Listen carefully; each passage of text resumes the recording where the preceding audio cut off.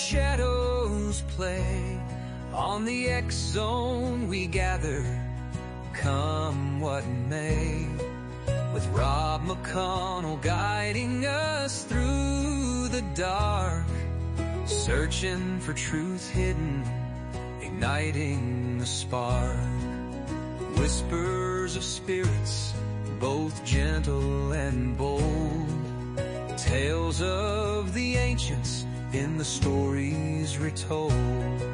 From haunted old houses to the echoing halls, we seek the unknown where the mystery calls. On the X-Zone Radio, where the truth finds a way through the stories of ghosts that wander and sway, inviting the seekers, the wise and the brave. Join us each episode, let the curious say. With voices like Larry and Paul at the helm, they guide us through realms where the phantoms overwhelm. Investigations unfold with a mix of delight. Spiritual mediums shedding light in the night. From EVPs to the tales of the seen and the felt, each conversation brings the truth that they've dwelt. Welcome back to the X-Zone, everyone. I am Rob McConnell, coming to you from our broadcast center and studios in St. Catharines, Ontario, Canada. And we're coming to you tonight on the X-Zone Broadcast Network, Talkstar Radio Network, Mutual Broadcast Network, Tuber, and on your hometown radio, Classic 1220, CFAJ AM, that stream us right around the world on classic1220.ca, as well as live and on the air throughout Ontario, New York, Pennsylvania on Classic 1220. And that is CFAJ AM here in St. Catharines. My first guest tonight, Exonation, is Donald Jeffries. He is a writer and researcher whose thought-provoking work appears on his Substack, donaldjeffries.substack.com, where he tackles mysteries and cover-ups that most of the mainstream media would rather ignore. From UFOs and government conspiracy secrecies to ghost conspiracies and the forces that shape human destiny, Donald Jeffrey brings a fearless, unfiltered perspective to the unexplained. Joining me now is Donald Jeffries. And Donald, welcome back to the X-Zone.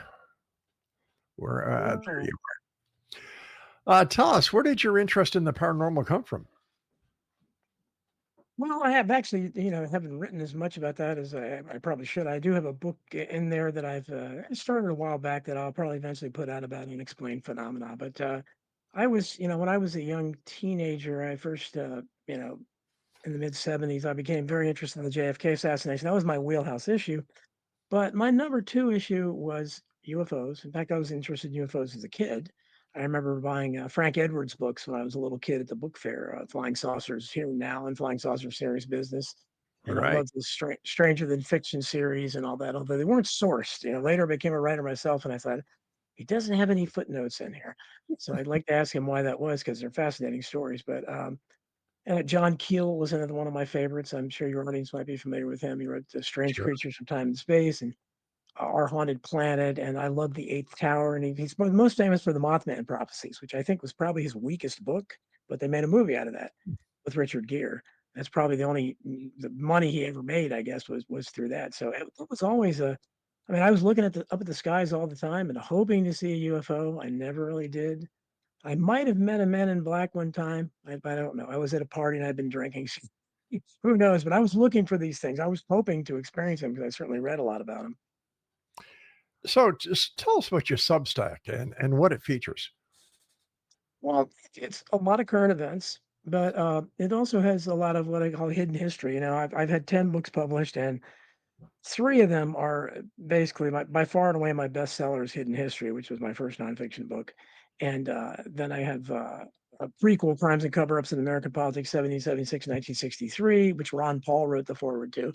And my most recent book is called American Memory Hole, which is kind of Hidden History 3. So I like going back and not just the JFK assassination or 9/11 or things like that, but I go back to the beginning of the country and things that were going on then, that weren't reported. I talk a lot about Lincoln. I have a completely different view on Lincoln, a lot of the atrocities that happened in the Civil War during Reconstruction. And after that, I talk a lot about Woodrow Wilson and his intervention, his foreign policy during, the teens when nobody knew that was going on. FDR, talk a lot about him as well, his corruption. So, I mean, there's lots and lots of things to write about, and my readers seem to enjoy the history stuff more than anything. But on Substack, I fit that stuff in, but it's mostly current events. I wrote, I wrote a lot about Trump, probably way too much about Trump because I'm kind of a Trump agnostic, and so I'm in my own category in that. So I catch it from both sides. But there's the world is, going crazy. So I never run out of stuff to write about. especially when it comes to Trump. Oh yeah, he's fantastic material. I mean, you can't ask for the gift that keeps giving. And taking. Uh, what's hidden mysteries, hidden history? How different is history that we know about compared to the truth of the history that we don't know about? Well, in some cases, you can't, especially things that are so old, Mhm. like the Lincoln assassination or something like that. That's it's so far along. But we know the stories that I call them the official narratives, and whether it's 9/11 or JFK or RFK or even recently Charlie Kirk. Um, the official narratives they present are always unbelievable. It doesn't take much research to to realize, okay, they're lying again.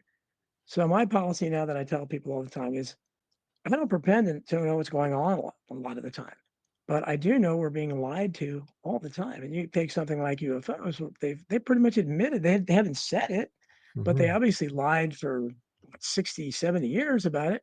And now just in the last few recent years, they've started opening up and talking about people with videos that we can see going back to the 70s and 80s that they scoffed at. I don't know why they're doing that, but I do know they lied for a long time. We don't know what happened at Roswell, but it wasn't, a weather balloon. I mean, they're always coming up with these absurd.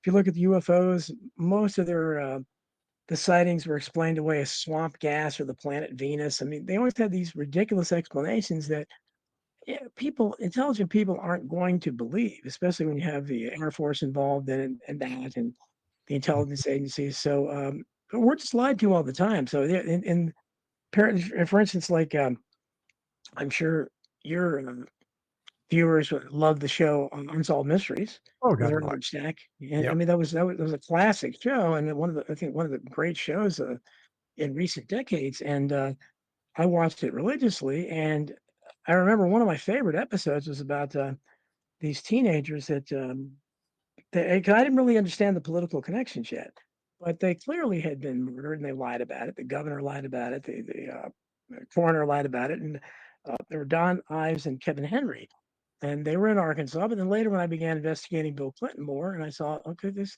is one of the probably the most notable example of the Clinton body count. I mean, these guys were killed because they saw a drug drop connected to Mena, Arkansas. These teenagers, and I became friends with one of the mothers who never let it go and talked about it forever. And just a courageous woman. She died a couple years ago tragically without ever, being vindicated. But that's an example of a show like Unsolved Mysteries that probably didn't realize there was I didn't a political connection. But I remember thinking, well, they're obviously lying about something. Why would they lie about two kids that maybe getting high on a 15-year-olds that were getting high in the summer near the railroad tracks? But they did. And so that's a lot of this stuff is an overlap in that between that world and the political world. Many researchers seem to struggle to separate evidence from belief. How do you draw the line between skepticism and open mindedness? Well, I have, the only belief I have, the only rock solid belief is again that we're being lied to, and I know what they tell us isn't true, and that's all I can do because I can't like something like 9/11. I can't tell you who exactly did that or what exactly happened, but I know what they said happened didn't happen. It was impossible. Same thing with JFK. I don't know who killed him definitely. I mean, you could pretty much think it was spy forces in the government, but I know Lee Harvey Oswald didn't because their own investigation proved that inadvertently. Right. So that's what I like. So I go by that. I can't, I'm a I'm just an average citizen. I don't have an, and especially when you look at something like the JFK assassination, where almost everyone connected with it is dead. So what kind of investigation could you even do at this point? Some of the more recent cases are maybe a little bit more of a chance, but something like Roswell in the area of that, where you had Matt Brazelton and all those people that were connected to that, and they all died, and the truth was never known. I mean, most of us in that world understand that it was something unexplainable, and it wasn't a weather balloon. But officially, in the history books, if it's mentioned at all, that's what it will be mentioned as. Same thing with JFK assassination. They'll say Oswald did it. In 9/11, it was terrorists, Saddam Hussein. I mean, Osama bin Laden. And so I like to try to look at the actual evidence, and I refer to these people as the court historians that lie for a living. These are the people, they're the gatekeepers of the past, and you see it in the area of unexplained phenomena. You would have people like I'm trying to think who what's that guy's name? He was the great skeptic, Randy? Randy, yeah, the amazing Randy. I think that's what I'm thinking of. But that's an example of a gatekeeper who's again just he's looking to stop any possible supernatural type explanation. He thinks he can explain everything, very like dogmatic science, Mhm. and they haven't done a very good job. One of my favorite writers of all time is Charles Fort. I'm sure you've heard of the Fortean Society, and you read his books, the Book of the Damned, Low, and Wild Talents. I mean, this guy was incredible. He was talking about UFO, um, occurrences, but he didn't call them that because this was before Kenneth Arnold and the first modern UFO sighting. But he talked about what was obviously UFO sightings. He was the first one to describe spontaneous human combustion, which has become a phenomenon that most people are familiar with now. He didn't really know what it was, but he described, that's what he was talking about. But I'd suggest anybody read his books that they had, and they're written in the 1920s and 1930s, but they hold up really well. He has a really unusual, very witty writing style, but he was, he discovered lots of really, really strange phenomena. He was the first one to tabulate things falling from the sky, like blood and fish and toads and rocks. And there are accounts going back, to the early 1800s in these scientific journals of towns where this happened in an isolated area. And Fort had no explanation. I kind of take after him, where I don't claim to Mhm. have an answer, but I'm just putting it out there for you. And I say, okay, and this is their answer, and it's obviously impossible. So when I write about anything, that's what I try to do. I'd love to get at the truth about anything, but I think it's just we're lied to, and they set up like the Charlie Kirk thing. If you look at that, that's an impossible narrative. I All mean, right, it's let's talk about Charlie Kirk when we come back from this break, as well as the Epstein files.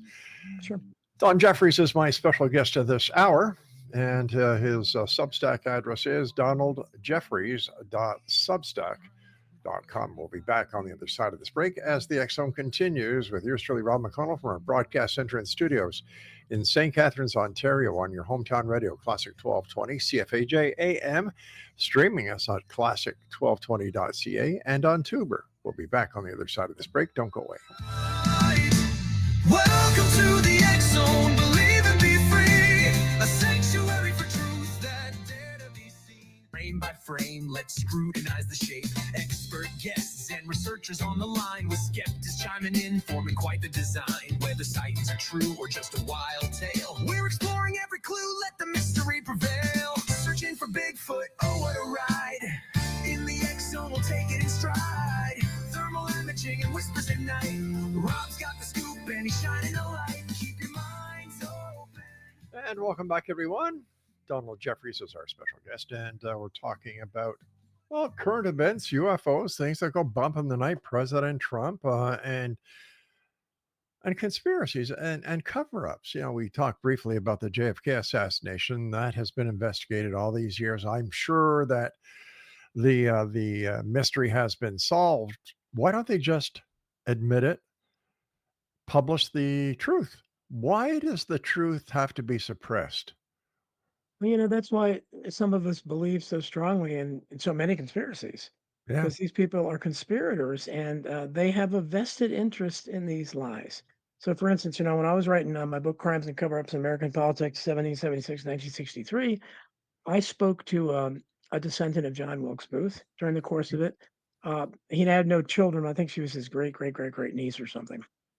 She later deleted me from social media over Trump. One of many people who did that, but I don't even know what side she was on. But um, the family had been trying to get the body exhumed of John that's buried under John Wilkes Booth's name in a cemetery in Baltimore. And lots of people speculated that he survived and he wasn't killed in the barn. He went and lived for 50 more years. Okay, well, now they have DNA testing. The family wants to do it, so Hmm. do it. The National Park Service, the government is blocking them. Now, in all other cases, if a family wants to have a body exhumed, they're the ones that decide. The government doesn't get involved. But in this case, they do because it could solve a historical mystery and it would leave these court historians with egg on their face. It wouldn't have any significance today if they proved that John Wilkes Booth didn't die in Garrett's farm. That all that does is make the court historians who insisted people were nuts for saying he didn't. It makes them look bad, but that's how proud and arrogant they are. And even worse than that, I also talked to a descendant of Meriwether Lewis. You're going back to the early 1800s, and this guy was a great, great, great, great nephew or something. They've been trying for decades, the family, to get his body exhumed because they don't think he killed himself. They think he was murdered. So and again, the National Park Service is blocking them. Why? So, that just should, again, you talk about it, that would have no significance at all in today's politics. If Meriwether Lewis was killed, what does that prove? I mean, but why did they lie about it? And they make themselves look culpable in some way by not, and it's the same kind of thing. So you fast forward to today, you said about the Epstein files. Yeah. It's the same kind of thing we say today. Why are you making yourself look guilty? Why don't you want that released? It's the same kind of thing. If you've nothing to hide, there should be openness, transparency, uh, but there never is. And the court historians, the people who smeared conspiracy theorists and wackos and everything for a long time, they don't want us to be right about anything. And so even something as old as that, they're not gonna give us any credit. They're just saying, okay, well, no, that's crazy. So we're not gonna even humor you by testing DNA testing. So that's the problem we face is that we're up against this kind of monolithic wall. And but they have a vested interest. And so from anything from that to COVID, you see like all the things that were absurd during the COVID thing, Mhm. uh, they're unraveling and they're kind of sort of kind of admitting they were wrong, but not admitting it. But they have so much invested in that. They called people so I was called dangerous many times by people. I lost family and friends over it. Yeah. And so there's a lot invested there. They're never going to admit they were wrong. They were so committed to that. And that's what we face. And when you look at something like UFOs, I don't know why. And I think it's very strange that Tucker Carlson and 60 Minutes and these people who wouldn't have given anybody who saw a UFO the time of day for a long time suddenly started, giving it credibility. And, they used to make fun of, Brazilian farmers and anybody who saw one and, "Oh, what were you smoking?" and everything. Now they suddenly started giving it why? Why are they suddenly doing that? I don't they're even talking about, also even talked about, underwater, USOs, right.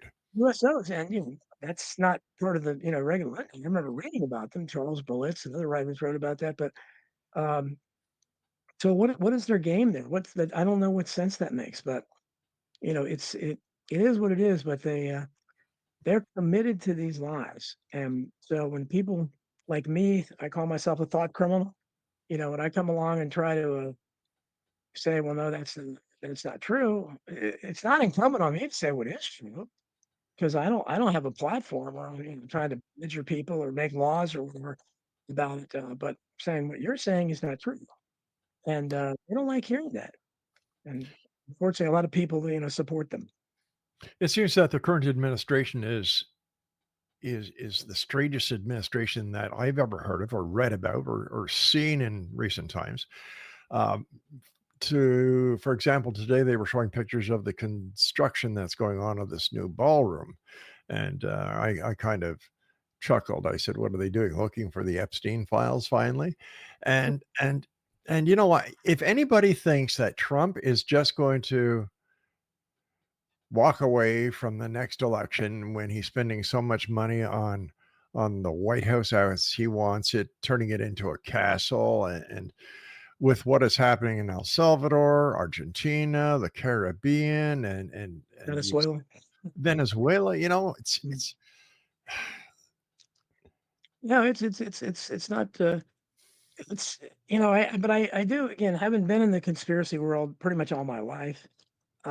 That's been a prevailing theme going back at least to Clinton, if not before, where people were always worried, saying he's not going to leave office, and right. they're going to cancel election. There's going to be martial law. I've heard it so many times, and you think they're not going to. And the latest is Trump, and of course Trump, because I think if people want to know what I think of Trump, read search for the Trumpenstein Project. I came up with that a few years back, and I think he's an actor, and I think he was hired to play a part, and it's only the explanation you can come up with. But people can read my take on it. But and this whole ballroom thing kind of fits into that because the obsession with it doesn't make any sense. And if you remember, he first mentioned it when the reporter was asking how is he taking the death of Charlie Kirk, and he said, "Oh, not bad, not bad." He goes, "We've got a new ballroom being built over there." It's like, what? Yeah.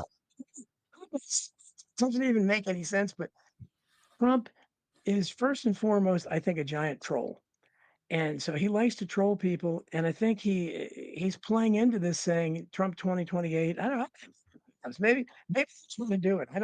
I just kind of think it's his trollish behavior, but Well, doesn't I the don't know. fact that he tried the insurrection going back to January the 6th, 2021, an indication that once he was, put into office in Trump 2.0, what did he do? Everybody who was in jail and found guilty or incarcerated awaiting jail for their part in the insurrection, free.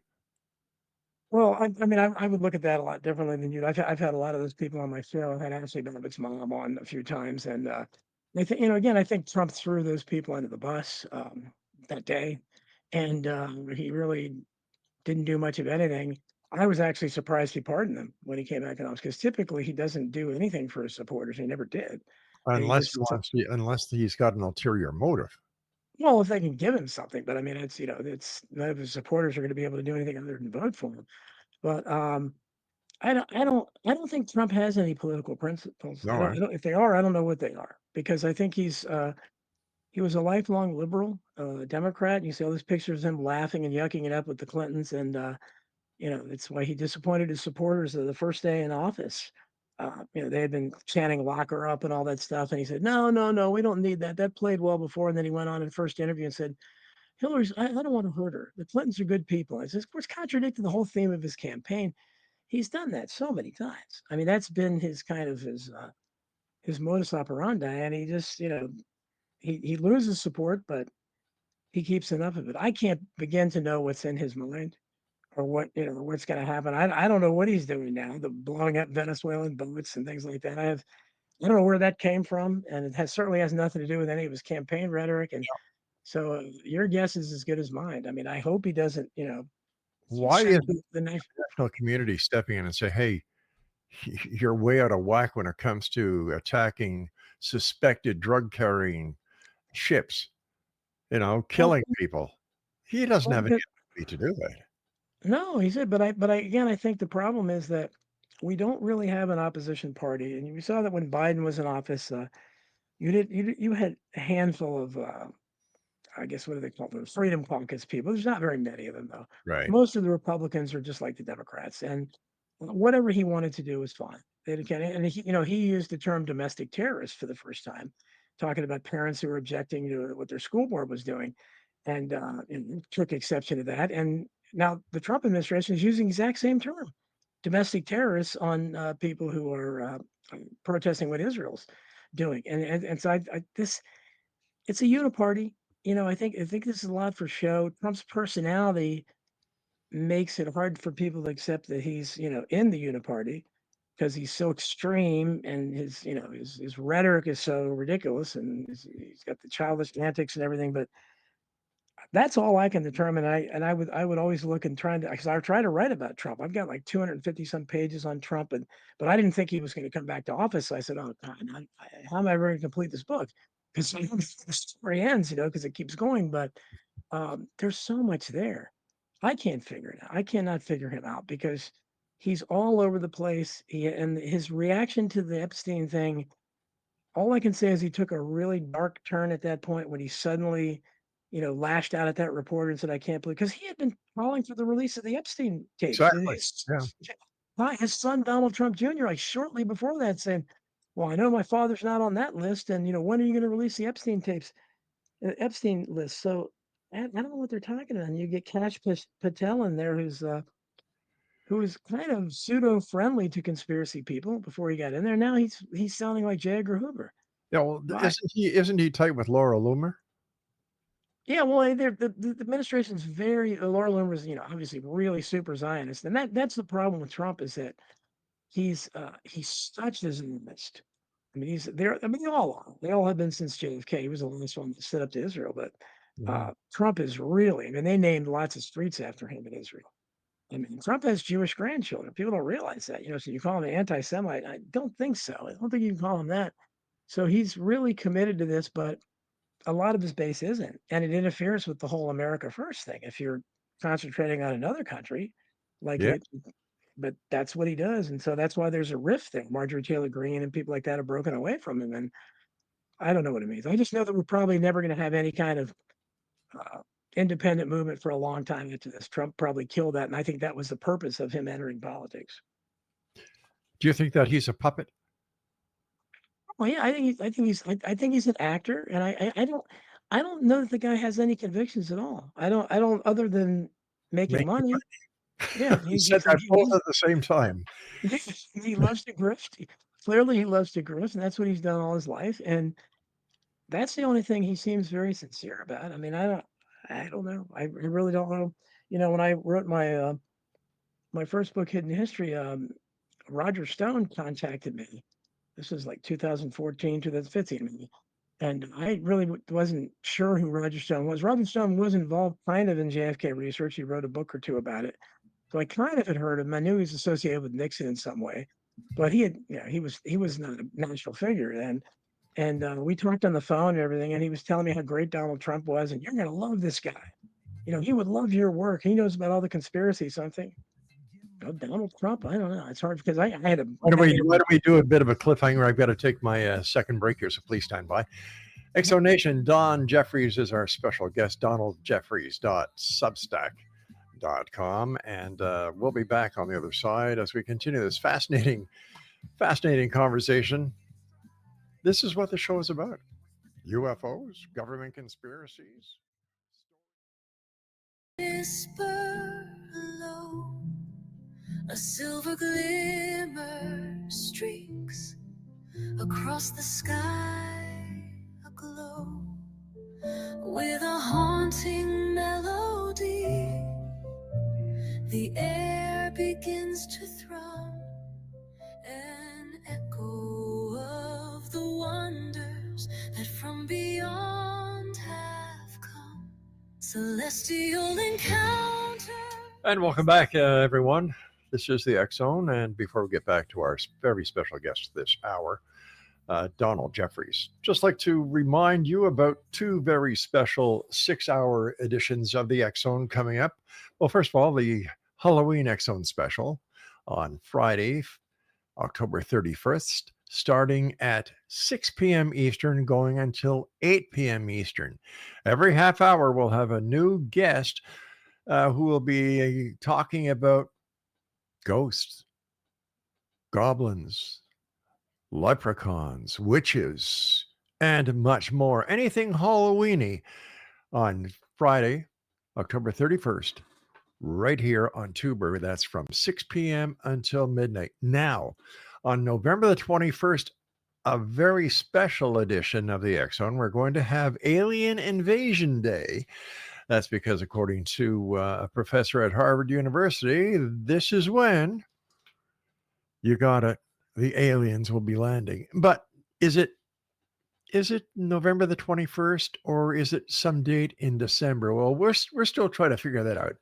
And we'll let you know now. To find out more about the Halloween special, www.xzonehalloween.com. And for the Alien Invasion special, www.alieninvasionday.ca.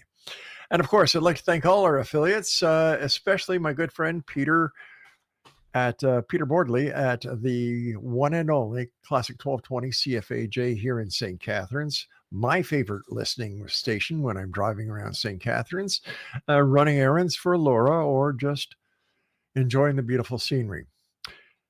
A lot going on here in the X Zone, and we're very happy that this is our 38th year doing this show, and it's because of you, the members of the X Zone Nation, and guests like our guest this hour, Donald Jeffries, that we're able to keep on going because there's always something new and thrilling here in the X Zone, and because this is a place where people dare to believe and dare to be heard. Joining me back again is Don Jeffries, donaldjeffries.substack.com. What is the whole thing with Charlie Kirk? Uh,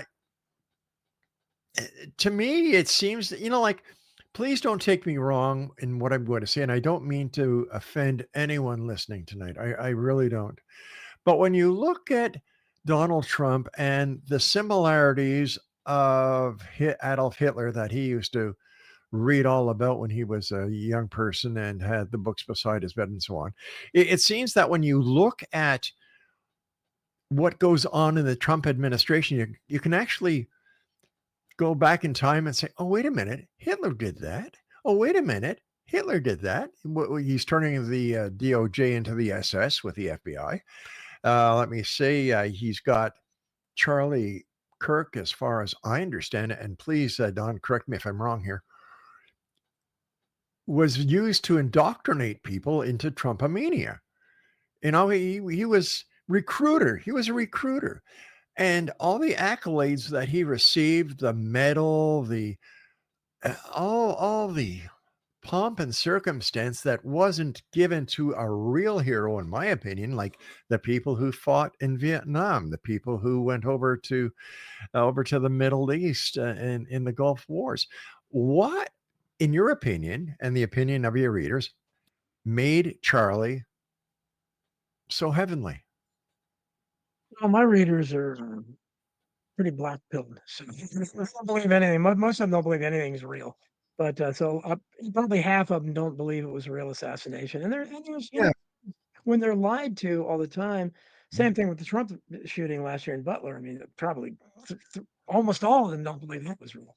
The problem is we're lied to so much, Yeah. and we're shown these things that are ridiculous. In Trump's case, it was a magical hearing ear, a healing ear. The way he was saved by. I mean, the whole thing was ridiculous. And the guy walking around with a gun openly, and the witnesses trying to get the police attention, and they just let him climb up the side of a building is ridiculous. Well, it's similar here, where you had the FBI under Cash Patel again. It was just been ridiculous lately, bragging about how they tracked this guy who they decided to make the patsy for I don't know how long, over a day or something.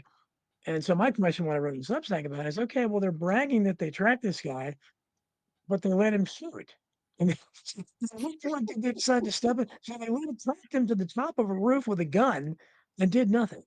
I mean, it's ridiculous. And they have him taking the gun apart back and forth 3 or 4 times and making a really miraculous jump where he was kind of like John Wilkes Booth, he wasn't hurt. And just the whole thing, the trajectory doesn't make any sense at all. Yeah. The head went a different way. So, but again, we don't, and Candace Owens is really the only one who's doing an investigation of it that has any kind of mainstream credibility as a journalist. But so we don't. But you're right. They made, and I called it almost like it was like the rights version of George Floyd, where they just blew this thing up into such a huge national thing, and they had him. I'm surprised they didn't just name a holiday after him, but it was Charlie Kirk was not. He's bigger than me, but I mean, it was a pretty big figure. He was Yeah. very wealthy, but he wasn't. I remember when he was not. I was talking to my wife and some other people, and they never heard of him. The average person has not heard of Charlie Kirk. If you're, I mean, he was famous in the conservative world, young people, but you're right. I don't think I would call it a recruiter, but Trump, because of again, he's so in bed with Israel. What those college student talks were about were to get the right on board with supporting Israel. And that's why they would throw them fodder about DEI and critical race theory and transgender and all that stuff that they could agree with. but no, we got to stop Hamas.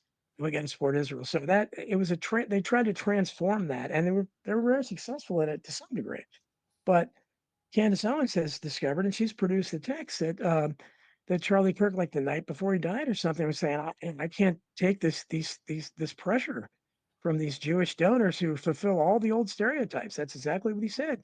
And he said, I've got to get out of this. I can't do this. So that's a huge transformation in his life. And then he gets shot. So, I'm not saying that Israel did it as a country, but if I was investigating things, that would be that's the only lead. What else do you have? A lead that you would look, okay, what happened there? Why was he changing his view on Israel? And how would that have affected Ben Shapiro and all these other people that are on the right that have committed Right. lots and lots of money to him? But you know what?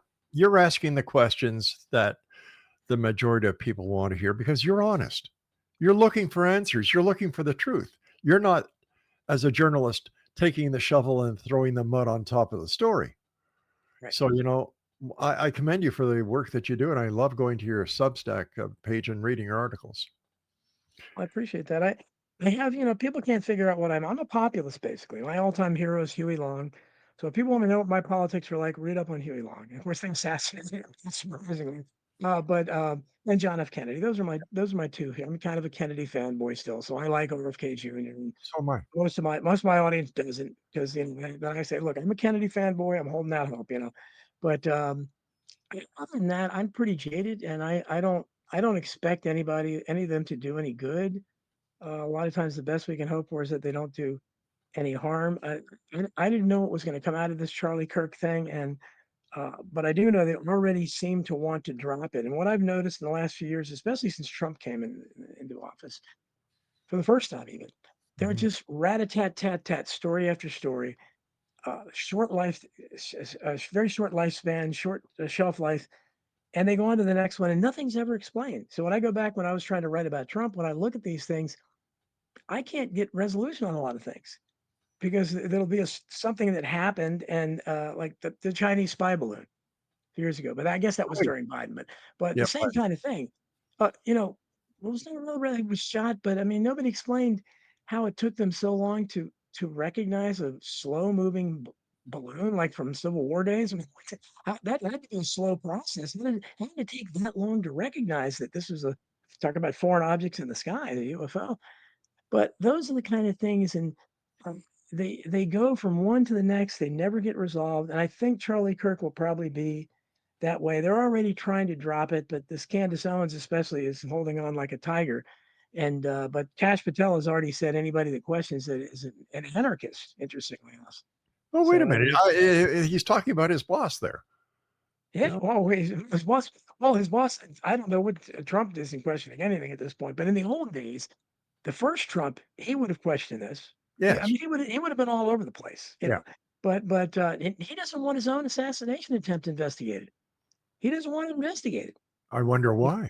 Yeah, I mean, it's like, well, okay, what are we going to discover again? So, and that's the problem is when you don't want things disclosed and you don't want to reveal, you make it look like you're hiding something, and you're not in. But whatever you can say about the MAGA people, Right. um, and there's 70 to 80 million of them that voted for him, Wow. and I don't know how many he's lost, but these are people that I say are awake to some degree.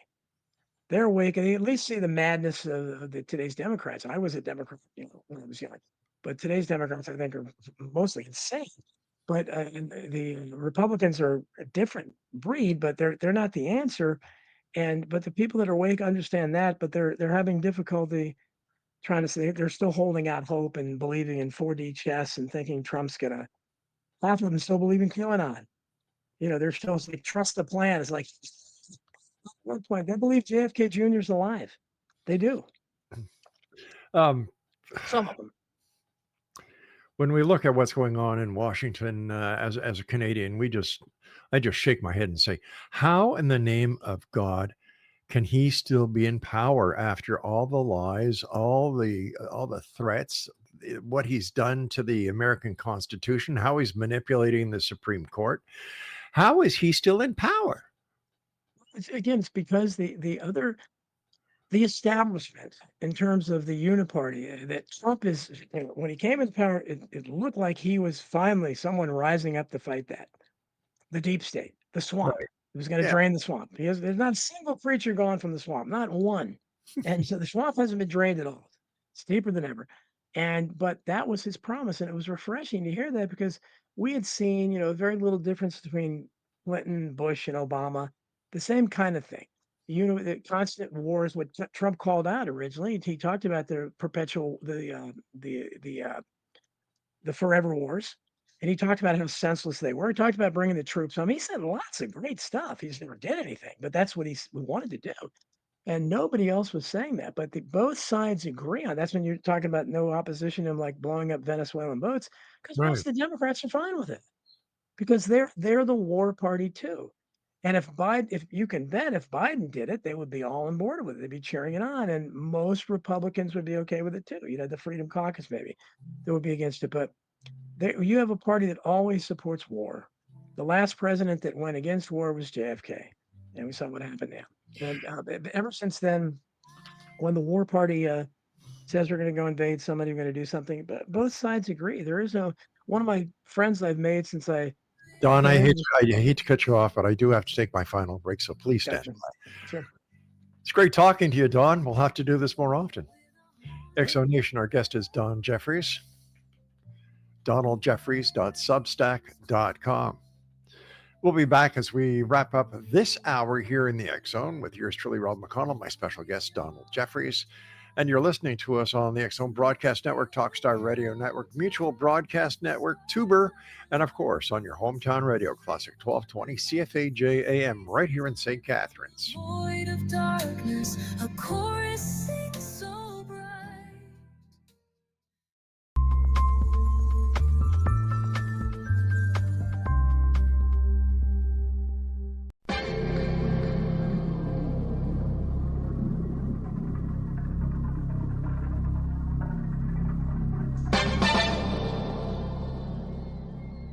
Are you ready to dive into the mysteries of the unknown? Tune into the electrifying X Zone radio TV show hosted by the one and only Rob McConnell. I'm Rob McConnell, and get ready for a mind-bending journey through the unexplained phenomenon that surrounds us all. From UFO encounters to cryptids, ghosts, and everything in between, we've got it covered here in the X Zone. Rob McConnell, the seasoned investigator and renowned radio personality, brings you the most compelling interviews with top experts, authors, and experiencers from around the world. Each episode is an unforgettable exploration into the depths of the extraordinary. That's right, XO Nation. Join me every week as we open the door to the supernatural and explore the strange and amazing stories that will leave you questioning everything you thought you knew.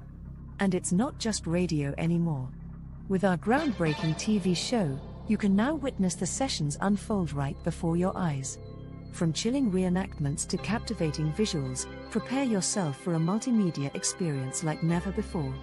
With a legacy spanning over 2 decades, the X Zone Radio and TV show with yours truly, Rob McConnell, is your ultimate source for mind-blowing entertainment and thought-provoking discussions.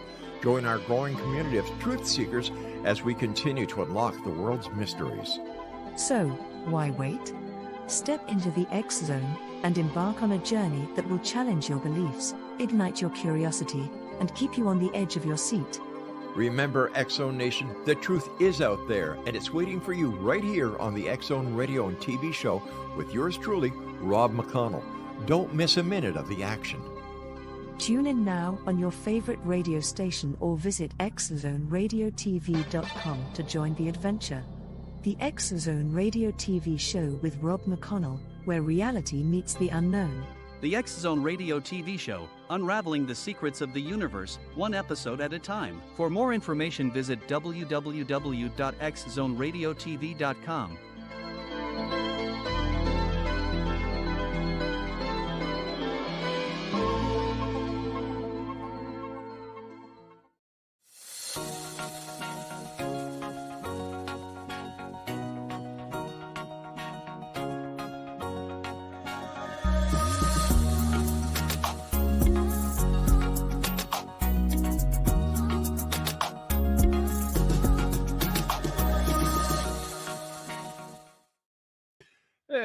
Welcome back, everyone. Don Jeffries is my guest this hour, and his website is donaldjeffries.substack.com.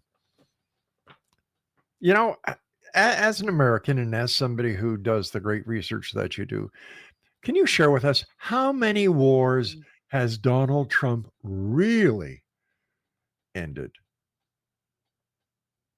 I'm not sure he ended any. I mean, that was the brag. When people like me were trying to call him out for not keeping any of his promises in his first administration.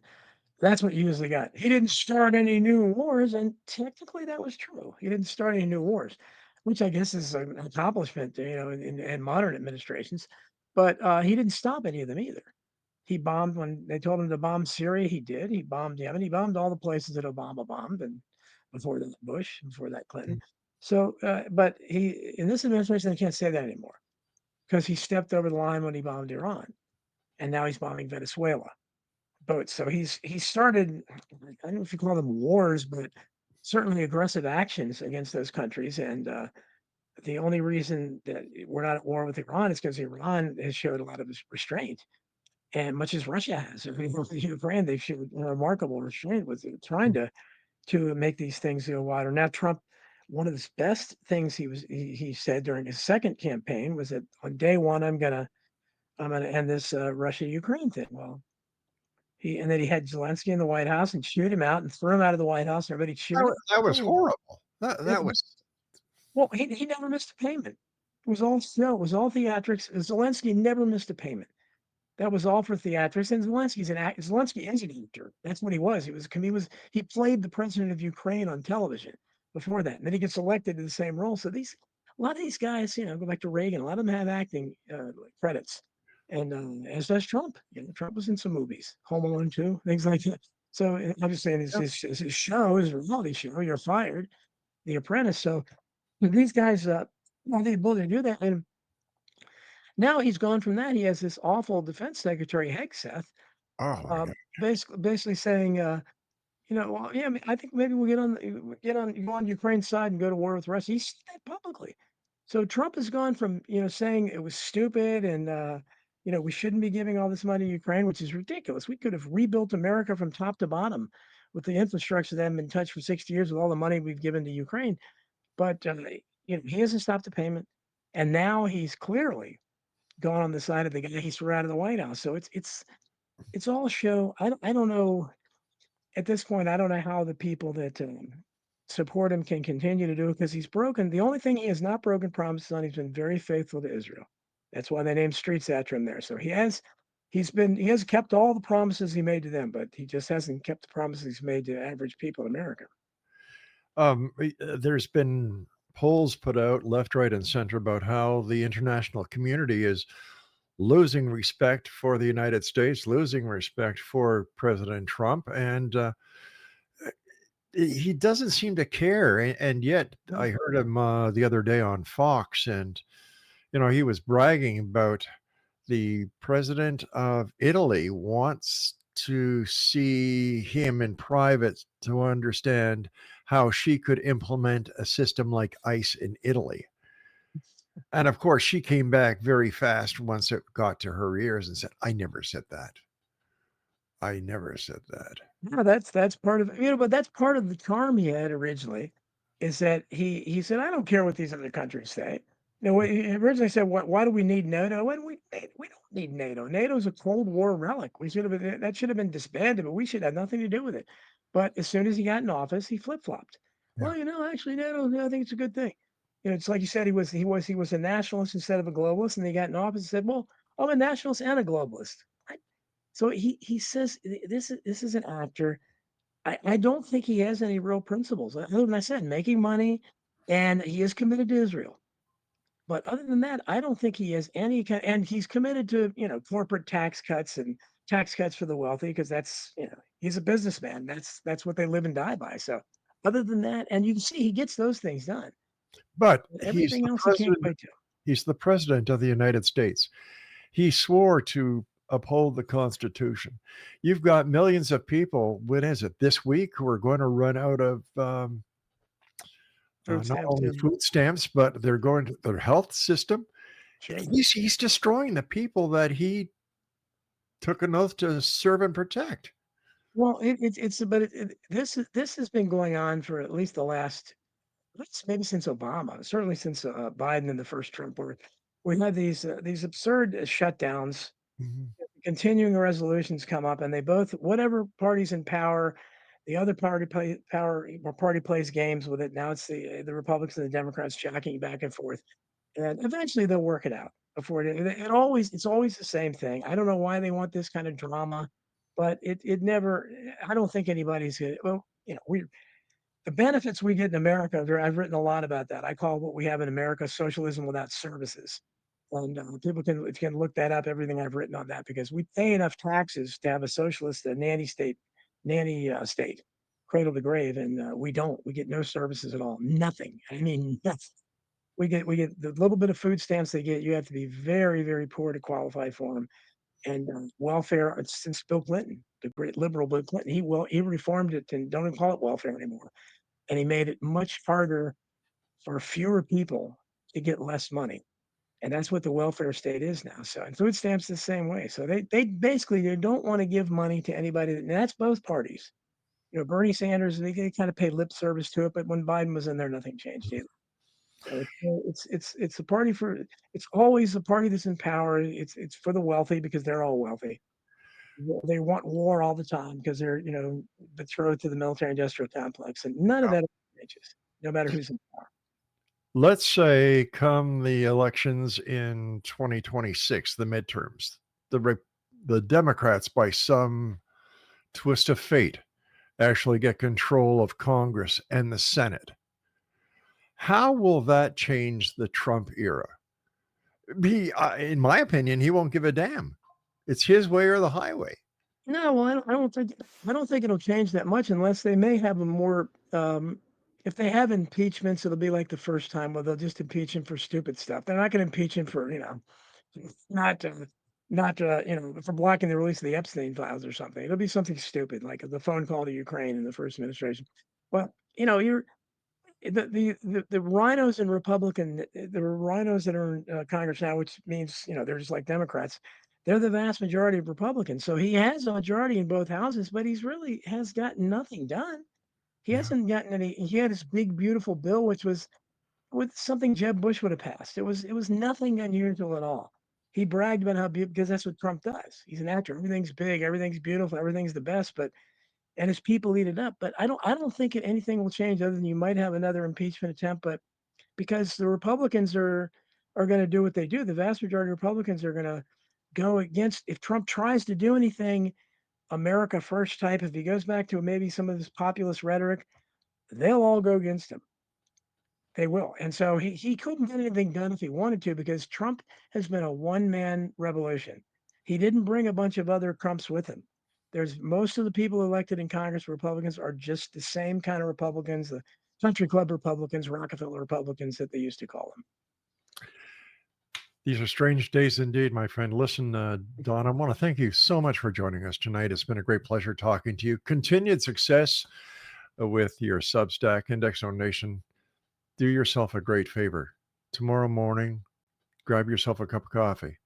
Sit down in front of your computer and go to donaldjeffries.substack.com.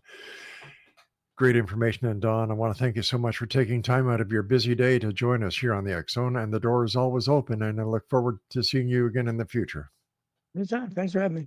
Take care of yourself, Don. You too. All right, X Zone Nation, that's it for this hour. I'll be back on the other side of this break as we continue here in the X Zone. After all, this is truly a place where people dare to believe and dare to be heard. It's a place where fact is fiction and fiction is reality. And we come to you Monday through Friday from 10 p.m. Eastern until midnight on the Talkstar Radio Network, Mutual Broadcast Network, X Zone Broadcast Network, X Zone TV channel, and Tuber. Strange times indeed. For all the news as it should be, visit www.twatnews.com. That's twatnews.com. And TWAT stands for The World Against Anarchy. I'm Rob McConnell. I'll be back on the other side of this break. Don't go away.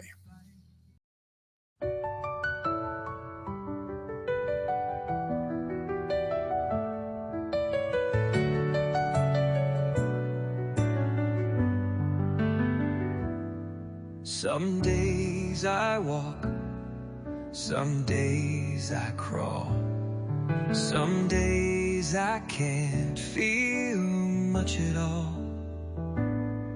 My body's a maze that I try to read. Every step forward, a silent need. But I won't let this break who I am. I've learned how to fight, learned how to stand.